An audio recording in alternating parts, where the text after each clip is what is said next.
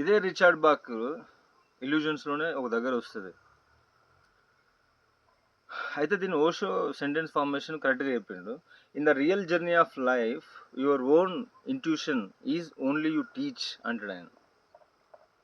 అంటే intuitive knowledge అనేది ఒకటి ఉంటుంది, అది దాన్ని మనం సహజ బోధ అంటారు. ఇంటర్నల్గా మనకు ఒక నాలెడ్జ్ అనేది పనిచేస్తుంటుంది ఎప్పటికప్పుడు. అదే మనకు రియల్ లైఫ్లో టీచర్. బయట నుంచి ఎవరు చెప్పినా అది 100% కాదు. మనం బిలీవ్ చేయాల్సింది, మనం నమ్మాల్సింది, మనం ఫాలో అవ్వాల్సింది మన ఇంట్యూటివ్ నాలెడ్జ్ని అని అంటాడు ఓషో. అంటే మనం ఏదైనా సరే ఒక పని చేయడానికి ఎంతో సోర్స్ ఆఫ్ ఇన్ఫర్మేషన్ కలెక్ట్ చేస్తాం, ఎంతోమందిది ఒపీనియన్ తీసుకుంటాం, దాంట్లో ఎక్స్పర్ట్స్ ఉంటారు, ఫ్రెండ్స్ ఉంటారు, ఫ్యామిలీ ఉంటారు, ఇట్లా రకరకాల సోర్సెస్ నుంచి మనం ఇన్ఫర్మేషన్ కలెక్షన్ చేస్తాం. అయితే కలెక్షన్ చేసిన ఆ ఇన్ఫర్మేషన్ ప్రకారమే మనకు జరుగుతుందా అని అంటే అది మనం చెప్పలేము.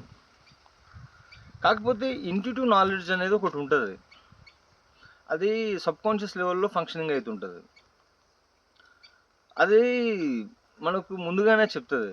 అంటే ఇంట్యూటివ్ నాలెడ్జ్ తర్వాత మైండ్ చాటరింగ్ ఉంటుంది, మళ్ళీ మైండ్ డ్రామాస్ ఉంటాయి. ఈ రెండింటికి డిఫరెన్స్ ఉంటుంది. ఈ రెండు మన లోపలనే ఫంక్షనింగ్ అవుతుంటాయి at a time. Intuitive knowledge అనేది ఎట్లుంటుంది అంటే సాఫ్ట్ వాయిస్లో చెప్తుంది. అది మనం ఏదైనా ఒకటి ఛాలెంజ్ ఫేస్ చేస్తున్నాము, లేకపోతే జీవితంలో ఒక ఇంపార్టెంట్ డిసిషన్ తీసుకోకపోతున్నాము, లేకపోతే ఒక లైఫ్ పార్ట్నర్ని చూడబోతున్నాము, ఇట్లాంటి వాటిల్లో ఈ పర్సన్ కరెక్టా కాదా అనేది చూసుకున్నప్పుడు ఇంట్యూటివ్ నాలెడ్జ్ అనేది చెప్తుంది. మనము కామ్గా ఉన్నప్పుడు అది పనిచేస్తుంటుంది, ఇది కరెక్టే ఇది కాదు అని.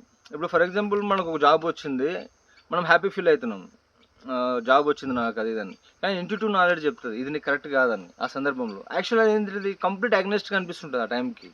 కానీ వీడు ఆఫర్ను వాడు రిజెక్ట్ చేసిన తర్వాత వాడికి ఇంకో బెస్ట్ ఆఫర్ రావచ్చు.